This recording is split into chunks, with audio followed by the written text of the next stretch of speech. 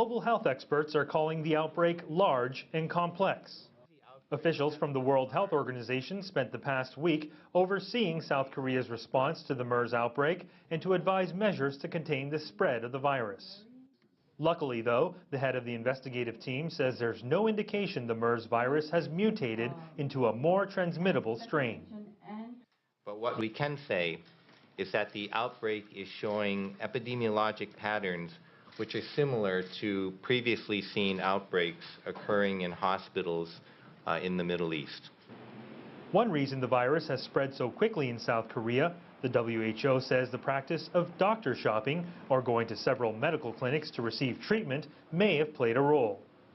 In addition, overcrowded emergency rooms and the local tradition of patient visitations facilitated the virus's proliferation.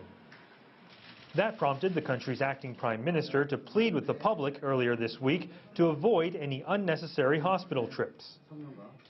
I urge everybody to limit visits to medical facilities, and in particular, the elderly should refrain from hospital visitations. The South Korean government is under criticism for its slow initial response to the outbreak. In fact, the names and locations of hospitals treating MERS patients weren't publicized until weeks after the first confirmed case.